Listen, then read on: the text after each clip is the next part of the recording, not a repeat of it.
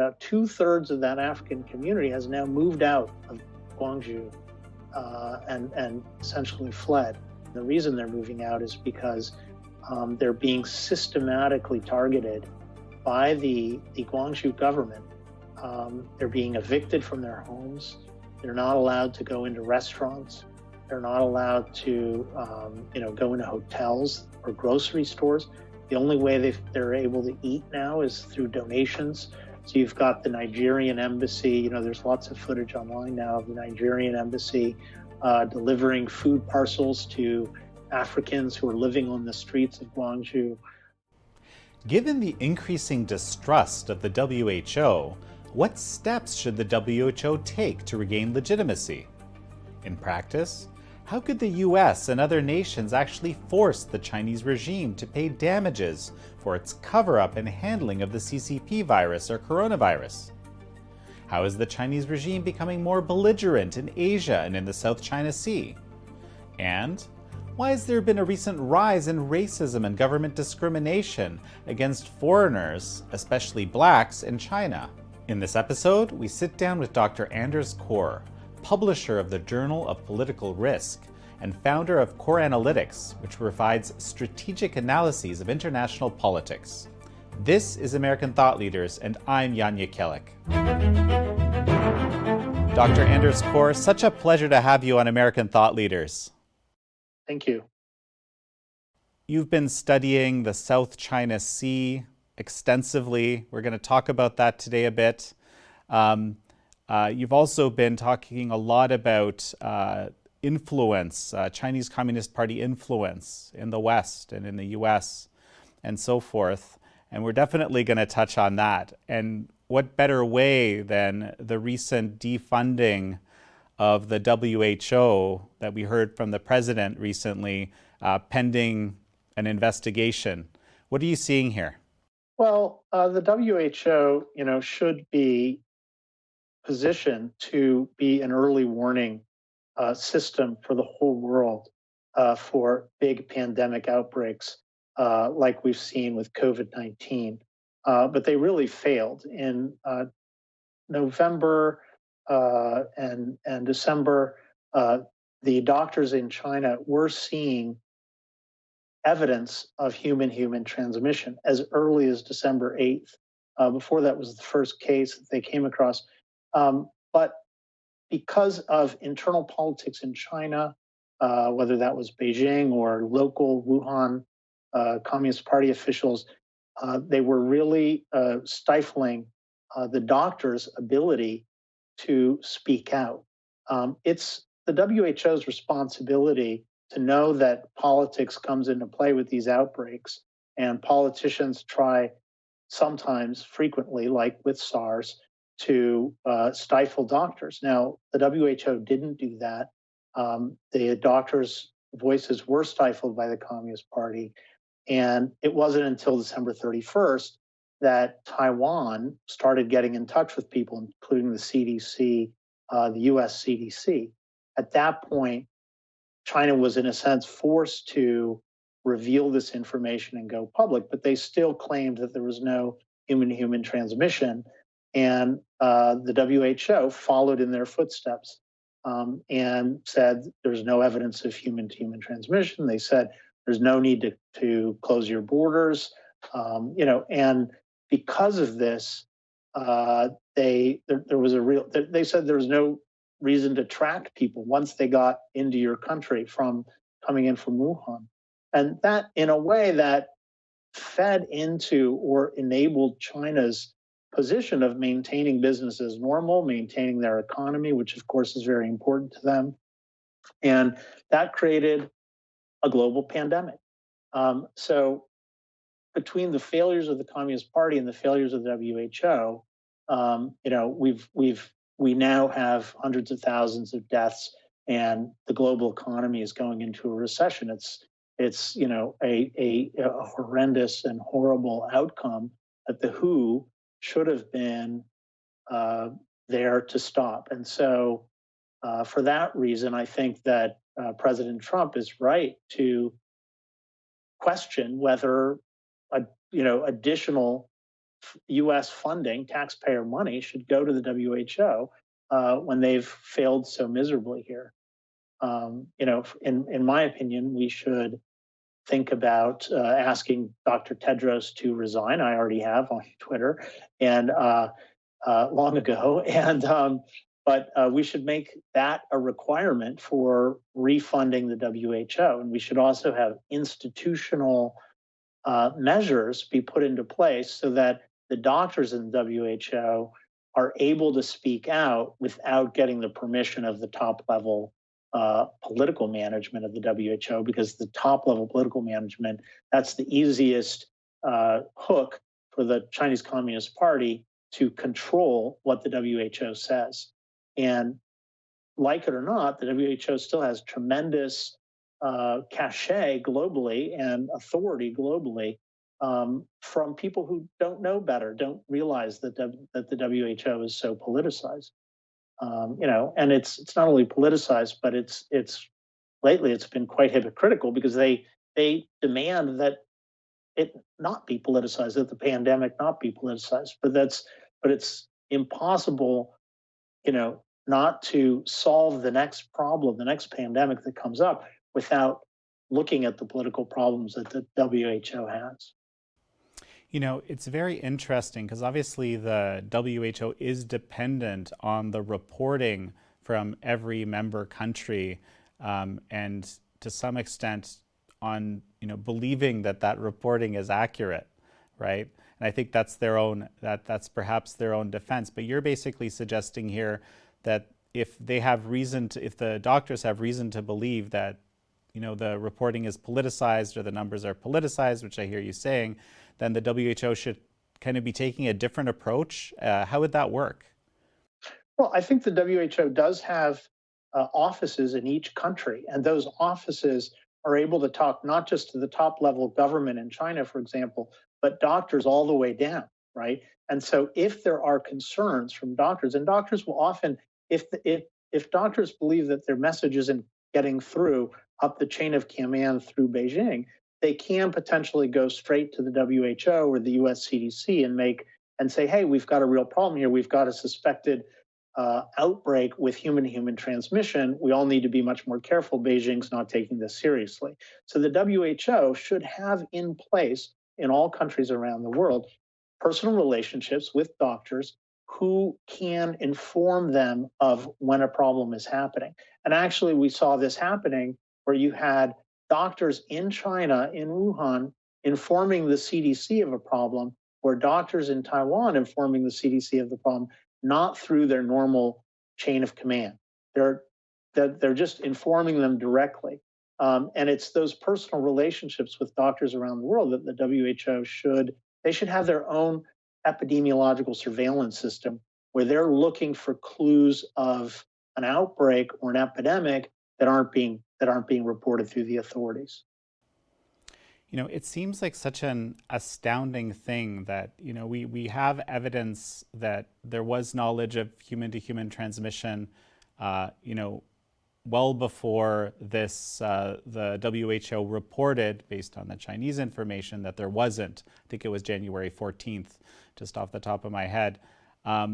This arguably was a major point that led to the pandemic, as you described, but it can be hard for the typical person to understand how it would be possible that an organization that is, tasked with this, kind of protecting the global health would fail like this. Like what does China have on the WHO? Yeah, I mean, I think, again, so that in December 8th, there was evidence or suspicions in China of human-to-human transmission. That information got quashed. Additional evidence happened with, later on, there was transmission to medical workers in China. All of that information got quashed by the Chinese Communist Party, who is incentivized to have a message for the world that, hey, there's no problem here. Let's keep doing business. With the U.S. alone, you've got $600 trillion. Prior to the tariffs, you have $600 trillion of business every year, exports and imports, with the United States alone.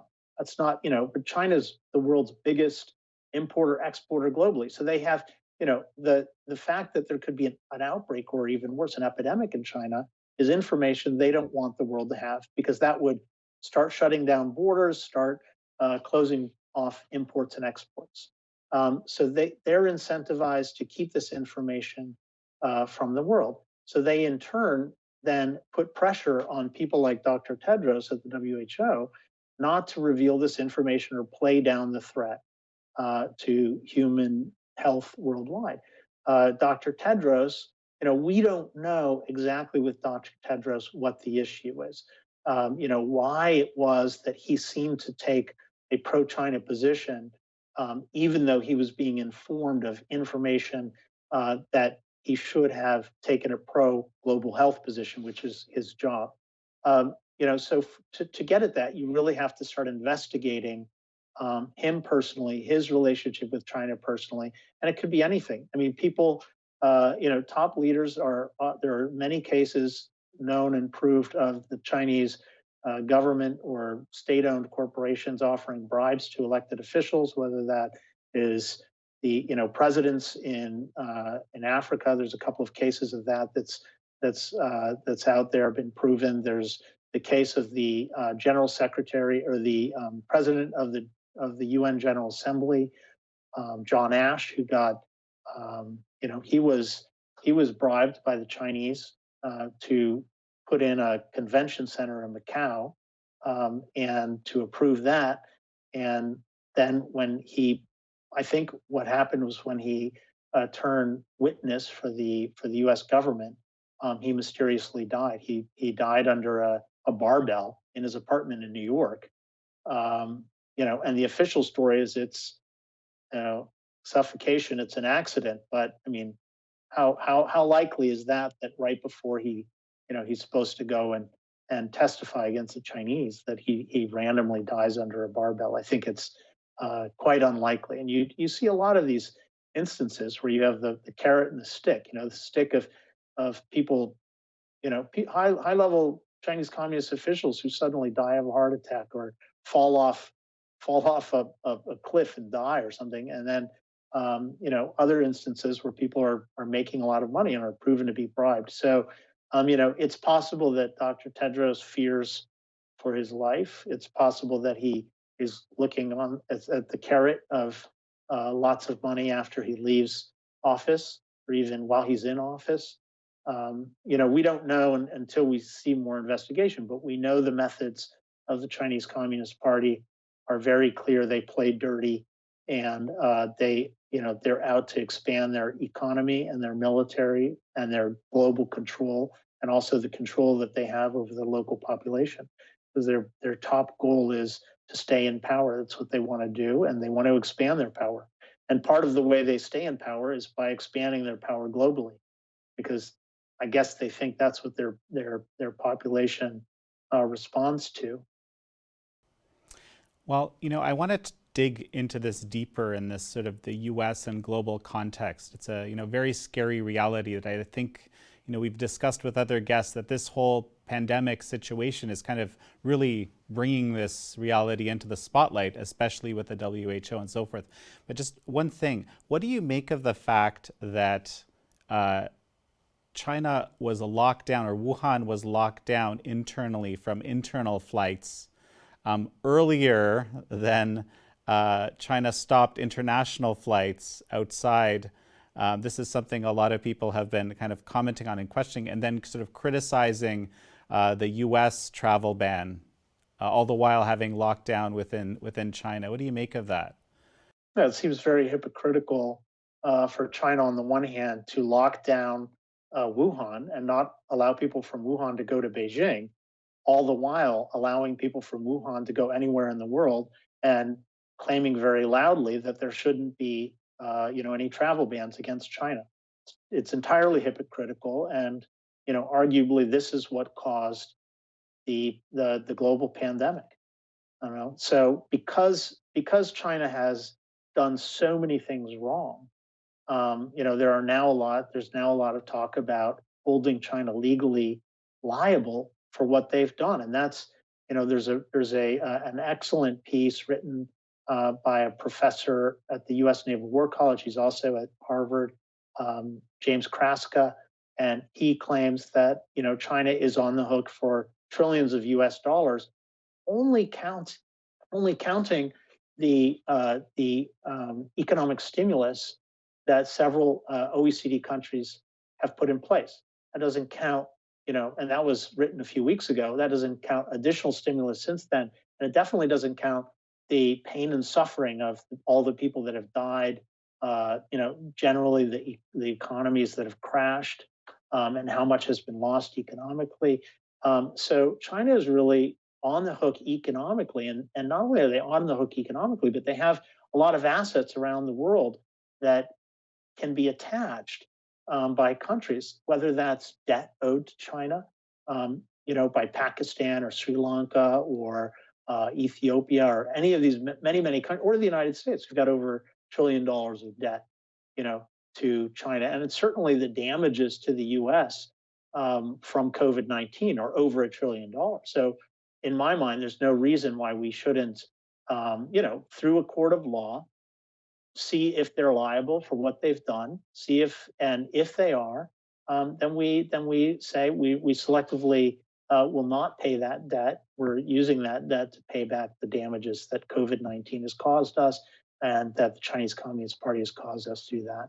And then, in addition to all that debt, of course, there's many assets in the United States that are owned by China. For example, big hotel chains, lots of companies, technology companies. There's an aircraft company in Minnesota called Cirrus that I've looked into that is owned by China, or state-owned enterprises. So all of these can be attached, I think, to pay for what China has done. Not only that, but until China pays for what it's done, we can legally take any measure that's necessary, short of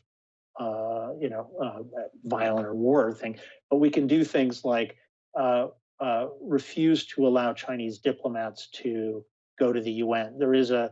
We have a legal right to take measures such as that against China until they fully recompense us for the damages they've done.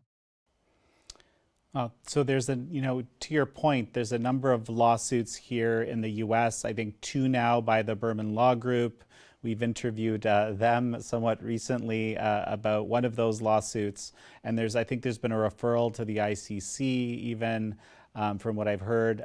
So I think there's a lot of people thinking along these lines in very sort of pragmatic terms.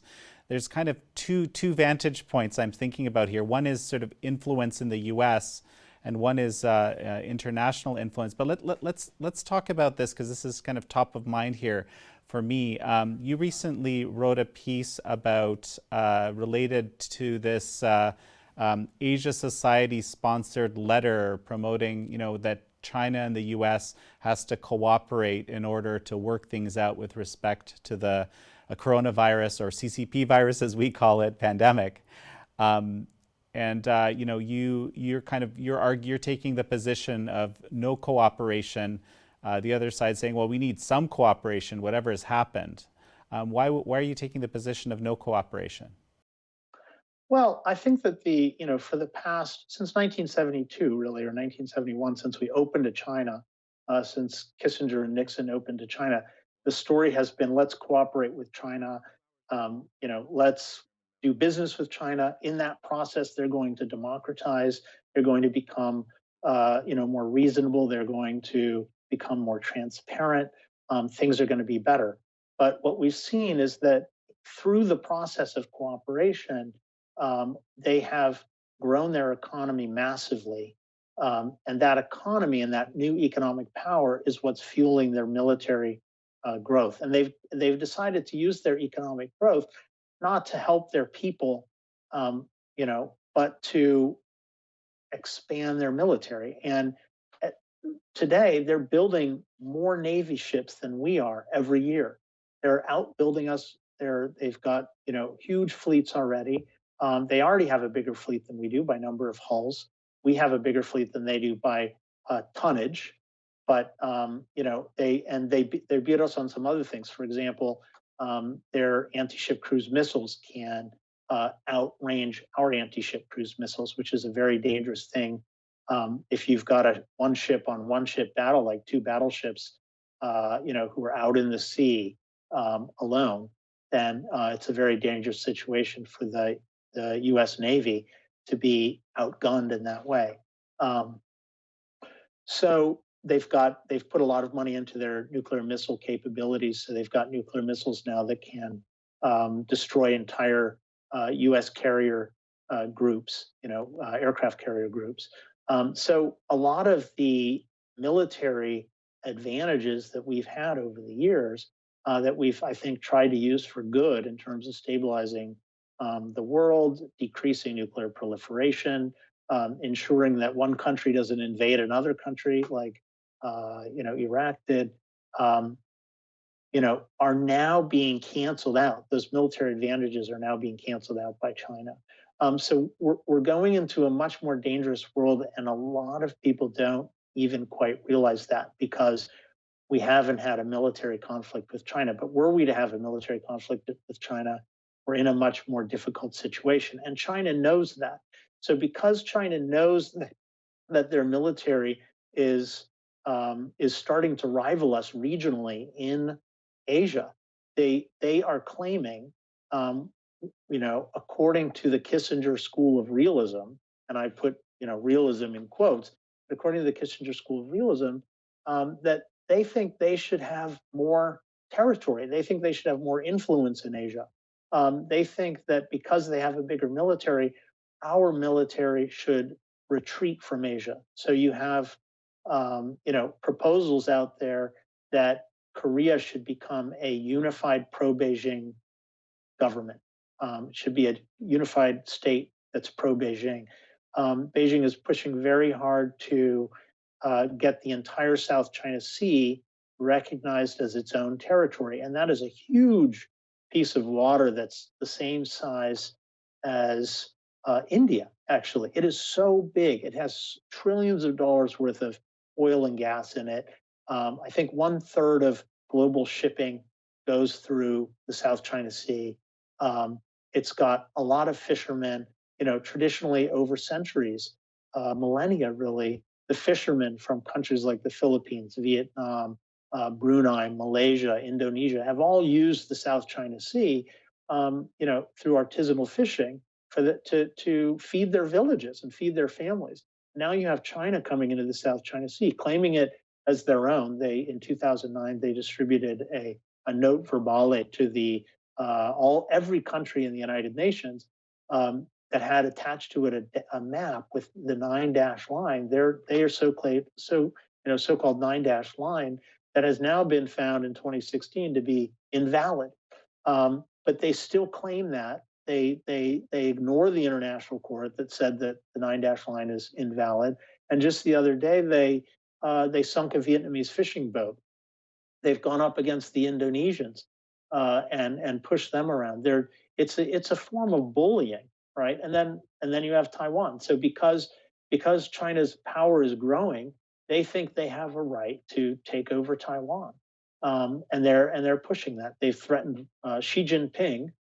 General Secretary Xi Jinping has threatened war against Taiwan not too long ago, and also threatened war against the Philippines if they pursue their claim in the South China Sea. And the claim in the South China Sea of the Philippines is in accord with the United Nations Convention on the Law of the Sea, which gives them the right to exclusive economic zone, or EEZ. So you've got this behemoth power, the Chinese Communist Party, who, because of their growing economic power, has been able to expand their military power. And that military power is now making them think and act as though they can bully all the other countries around them that don't have that same level of economic power. And that's where cooperation has gotten us, And so any sane person looking at the history since the early 1970s will say, okay, clearly cooperation has gotten us in a worse place today than we were in 1972. So why should we continue cooperation? And the answer is, I think, for a lot of business elites, they're making money today on cooperation. They're making money through that $600 billion worth of trade with China every year. And that's a lot of money. And they want to keep that going. They're not thinking about the decades that have passed. They're not thinking about the fact that China is using this cooperation to gain military and territorial advantage. They're just thinking about the next financial quarter. And I've been told this by CEOs of major corporations, who tell me, they're not thinking long term. In fact, they are selling out their own shareholders for their own short-term gain. So you have a CEO who is making a decision, say, to do a business deal with China where that involves building, say, major aircraft engines or aircraft bodies in China. And in order to build that aircraft in China, you will have a lot of technology loss to China because, of course, the Chinese are going to soak all that knowledge and expertise up. And it's well known that China is building their own general aircraft aviation industry, that they want to compete with Boeing and Airbus. But the CEOs of these big corporations aren't thinking 10 or 20 years out as they should be for their shareholders. They're thinking about, okay, how can I get a $1 trillion deal or a $500 billion deal with China this year, which will pump up the stock price short term, and my CEO benefits and income will kick in a big way in the short term. By the time the technology is lost to China and China builds a general aviation industry that destroys the shares of my company, I'll be long gone with all my stock options, and I don't have to worry about that. That's my shareholders' loss. So you have a situation where the fiduciary responsibility of the CEOs is being compromised, and they're selling out to China for their own personal gain, is what my sources are saying. And this is something that the stock, average shareholders of Boeing or Airbus just they're not following that. They're not, and this is how China can influence corporate leaders, political leaders, academic leaders to, not do what's right by their institutions or their countries or their corporations, but rather look out for number one. And that's a sad truth. Well, deeply disturbing if you're hearing this from, multiple sources. We're aware of some of this, of course. Couple of questions this begets. Well, first of all, I think some of the people that signed on to this Asia Society letter might say, well, okay, fine, but in the medical fields, we have to cooperate. Otherwise, it's not going to work. What would you say to them? Well, if you look at that letter, the areas for cooperation are fairly thin. One of them is vaccine development. We already have as soon as you have one American case, you've got access to the virus DNA. You've got access to what you need to develop a vaccine, I think. I forget exactly what the other point of potential cooperation they suggested was, but it's more of a mantra. It's more of a belief that, cooperation can be good. And then they throw out a couple things that maybe they can cooperate on. But we've seen that China has failed to cooperate on the most fundamental way that they should have and could have, which was to alert the world in a very timely manner back on December 8th, when the very first suspicion of human-human transmission came out, that there could be a big problem. If they had done that, if they had even only been honest with themselves that this human-to-human transmission was happening, they probably could have, through contract tracing, they could have, contained the outbreak to Wuhan. But they didn't do that. They weren't being honest with themselves, probably. Wuhan Chinese Communist Party members probably didn't want to make Beijing upset, so didn't let any of that information out. And then as Beijing figured out, Beijing didn't want to make the world upset, so they also didn't let the information out.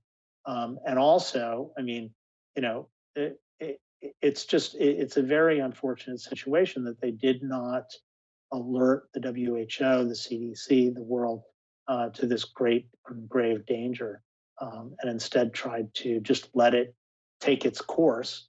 And that's exactly what it did. And now we've got hundreds of thousands dead, and the economies are crashing. So let's jump to this other point you've raised here, which is basically, the influence that the Chinese Communist Party yields in the multinational corporate sector, let's say, or that whole sphere. There's been a lot of talk of, one way to describe it is decoupling, but basically sort of moving industries, especially key industries like medicine and the precursors to medical products and things like that, reshoring them back to the U.S., getting rid of some of this economic dependence, interdependence, which is, a national security risk, according to some anyway. What are your thoughts? I completely agree. I think that decoupling is a very good idea. There's two reasons.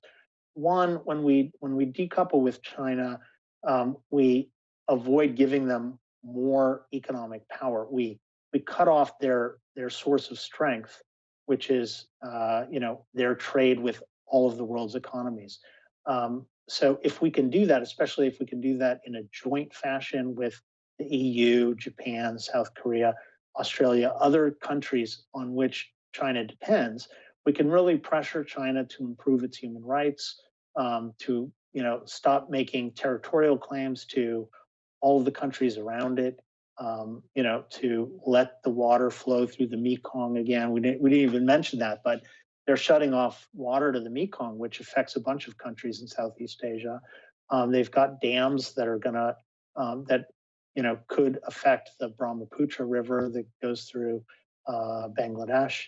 And these people depend on this water flowing through their countries, and China's not allowing that. So anyway, we should, if we decouple, we can incentivize China to improve its relationship to all these countries and improve its relationship to its own people in terms of improved human rights.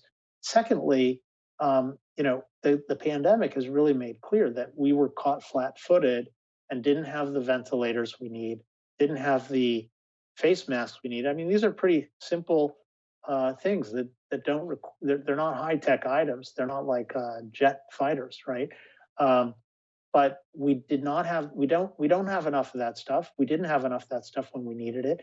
And not only that, but we didn't have the ability to rapidly ramp up production like we should have been able to if we needed to. So we need a way in which we're not dependent on China for those kinds of items. And it goes way beyond that. Pharmaceuticals, life-saving pharmaceuticals, we're not like antibiotics. We're not able to supply those for ourselves should there be a real emergency.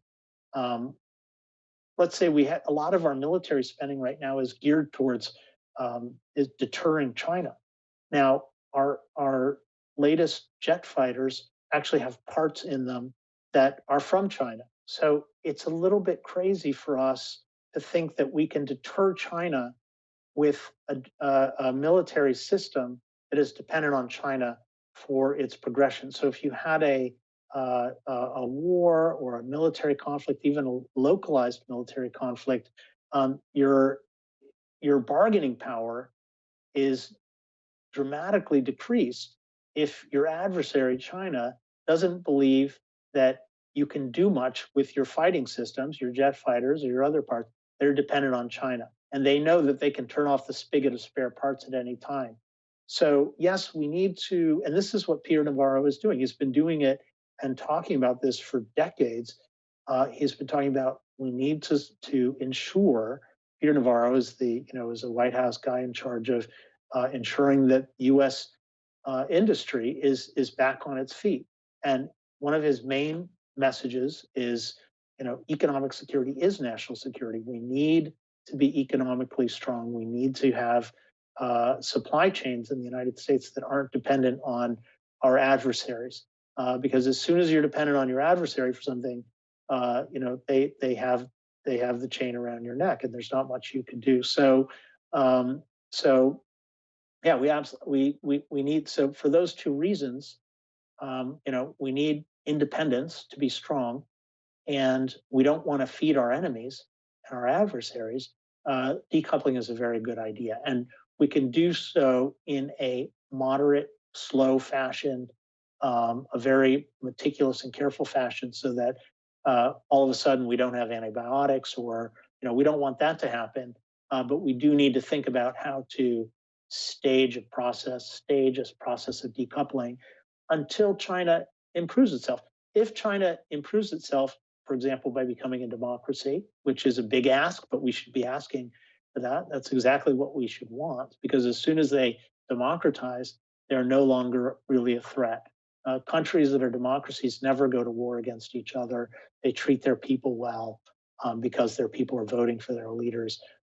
So as soon as China becomes a democracy, we can relax again, and we don't have to be so worried about decoupling from China. But until that point, they are actually a threat to their people and to us, and we should really consider, disincentivizing that and stopping empowering our enemy.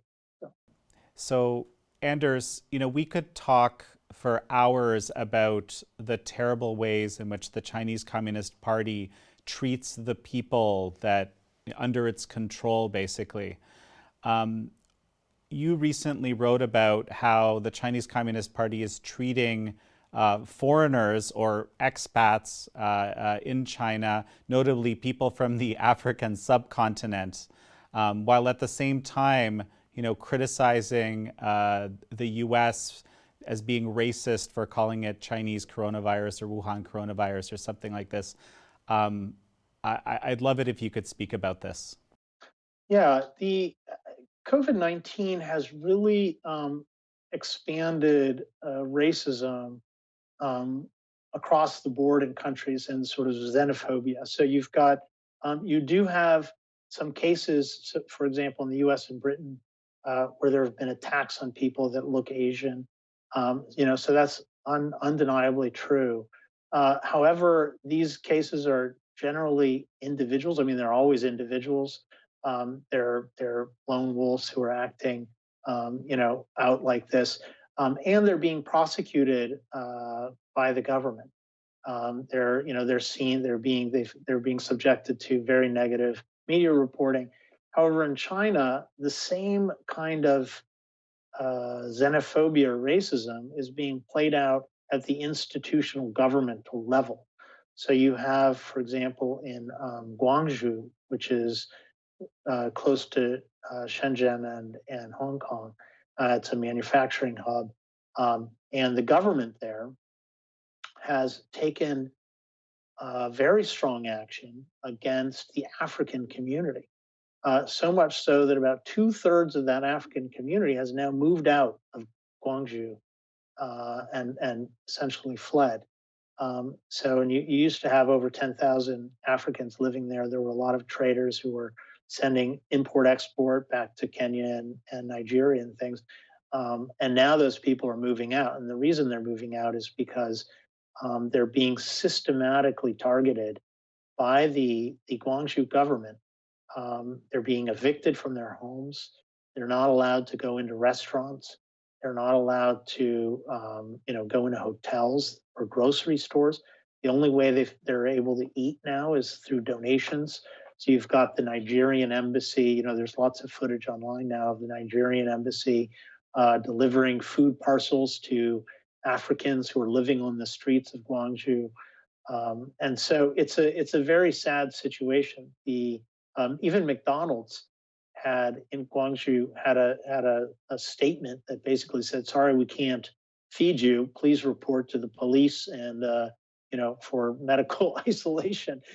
So, and these are against all people that look African, right? So African Americans have been caught up in this.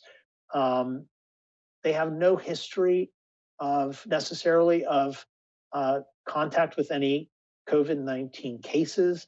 They have no history of going to countries with COVID-19 outbreaks. There's no kind of rational relationship with why they're being targeted.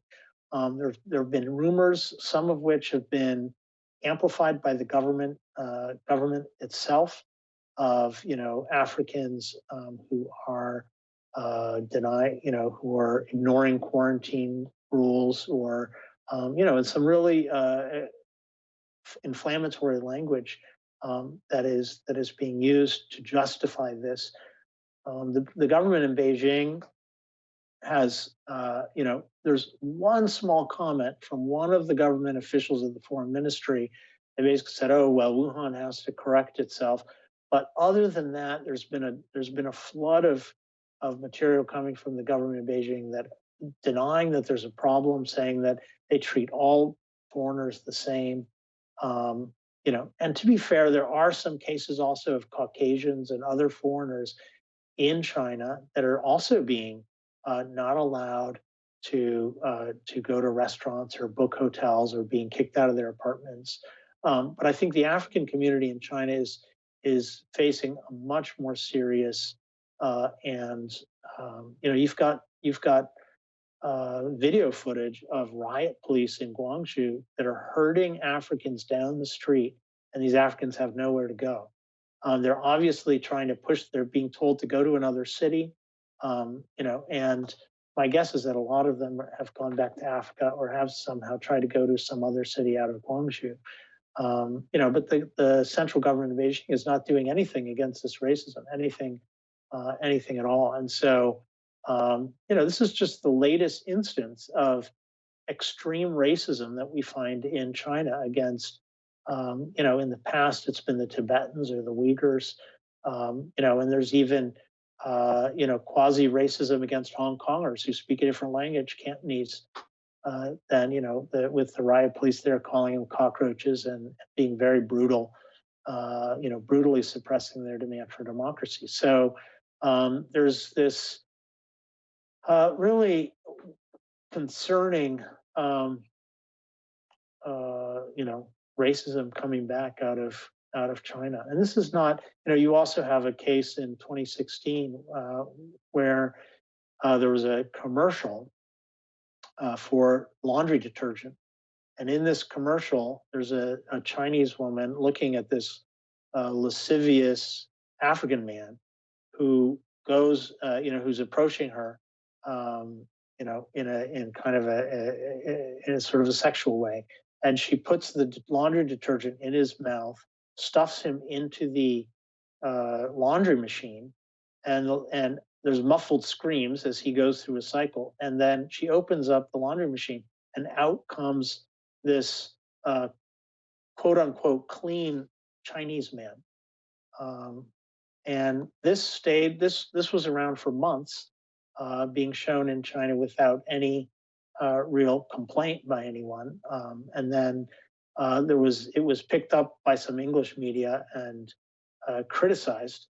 And then it got some coverage in The Guardian and other places, and it was it was extremely criticized. But there's plenty of cultural racism against Africans that goes quite far back, and most recently with the COVID-19, you also have a cartoon that recently showed Africans, and a Chinese cartoon that showed Africans and white Caucasians being stuffed into garbage cans, as a way to somehow combat COVID-19 by Chinese workers in pandemic, white Tyvek suit type things with goggles and face masks.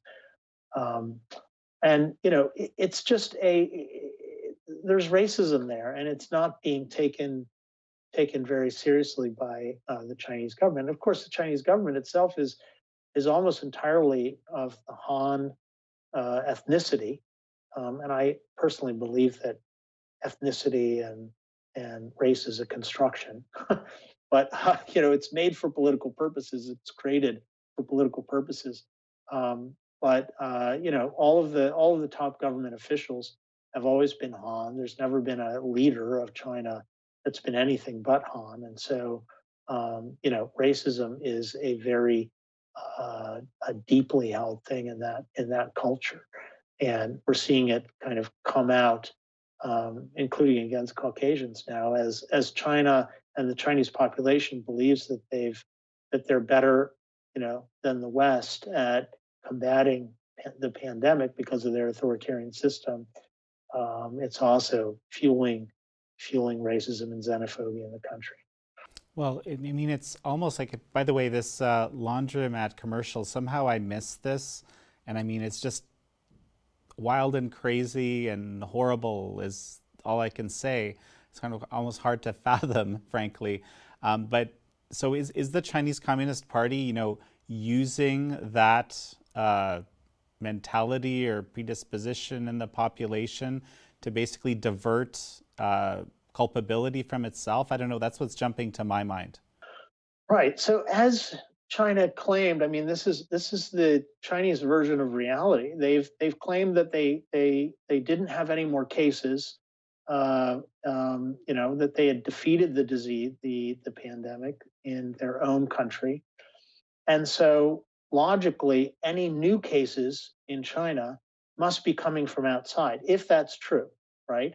And that's their argument that it was true. So then they claim that new cases are coming from outside. And you have Xi Jinping claiming that the country has to be particularly observant and vigilant against outside cases coming in. And then you have the country, China, closing off its borders to outside foreigners. And this is also when you get internally, somehow that's translated to foreigners that were already in the country as seen as a particular threat, which really makes no sense, because once you're in the country, you're in the country, and you're similar to, if you haven't gone out of the country, you're the same as any other Chinese person. But that's not how the public is seeing it.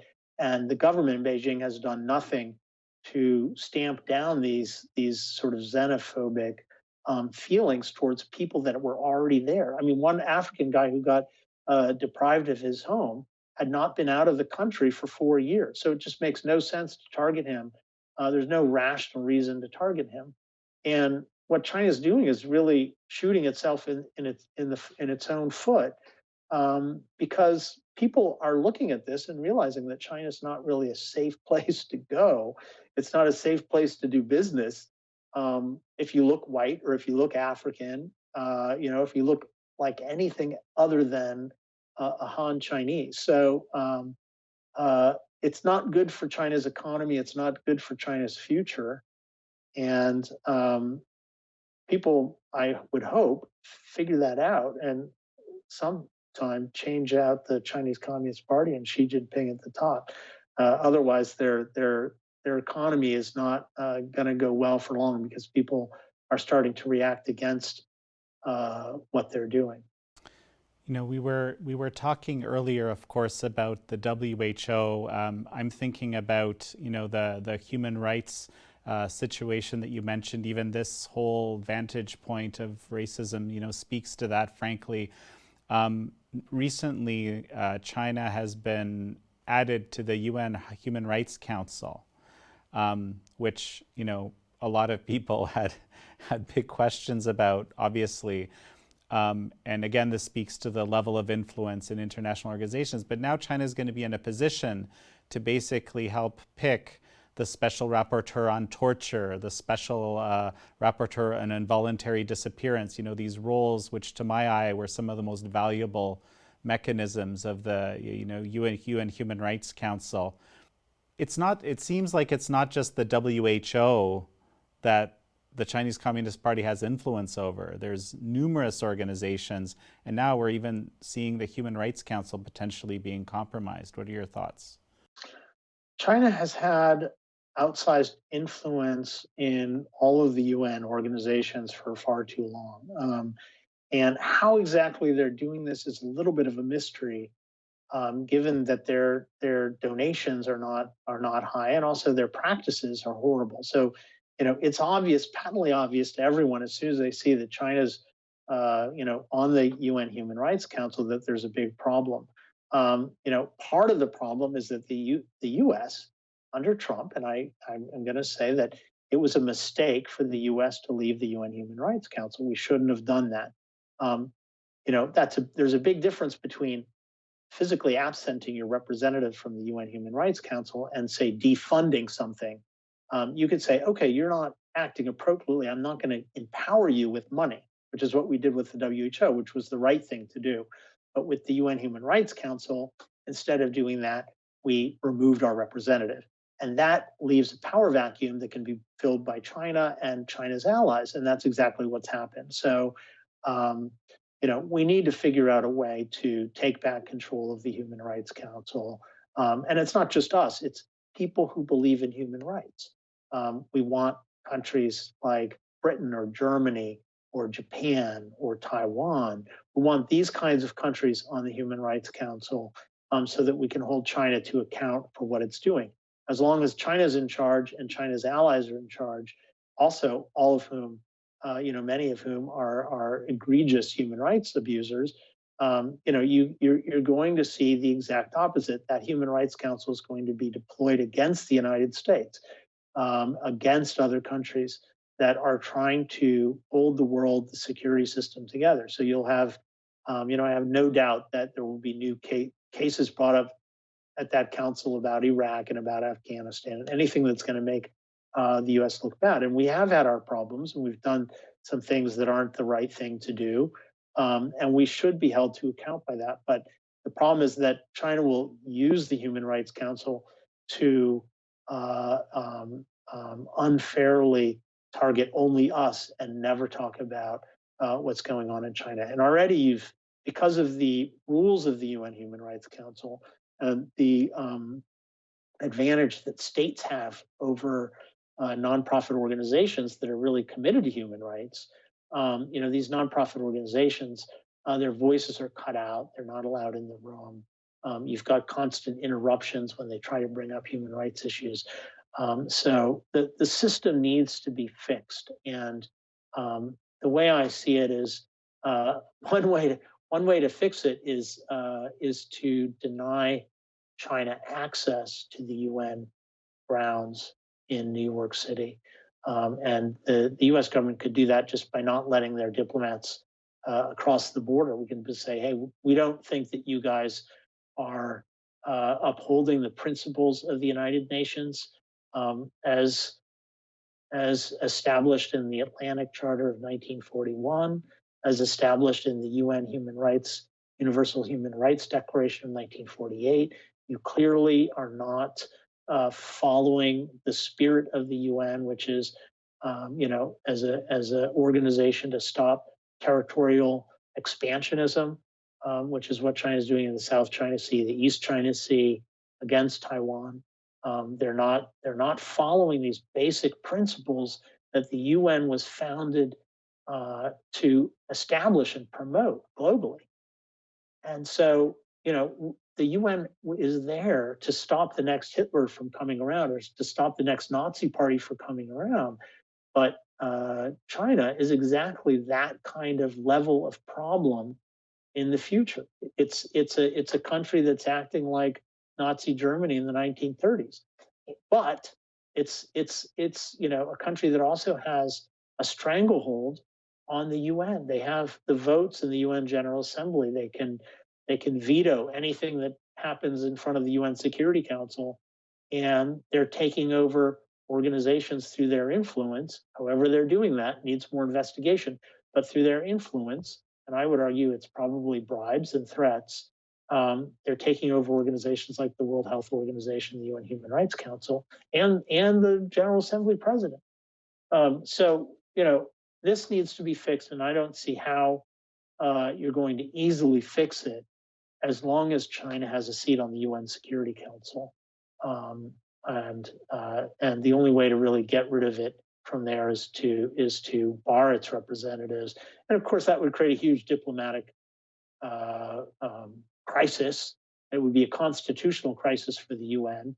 And you might even have, a few dozen countries that are closest allies to China protest and write protest statements and refuse to allow their diplomats into the UN building in New York, which would be fine. We can handle that. But as it stands now, the UN is arguably doing more damage than good because it is being overly influenced by China. And people think that we have a system in place, a sort of a system of global governance in place that can help the world. But actually what's happening is China is using their influence and power at that institution to guide it towards further empowering China.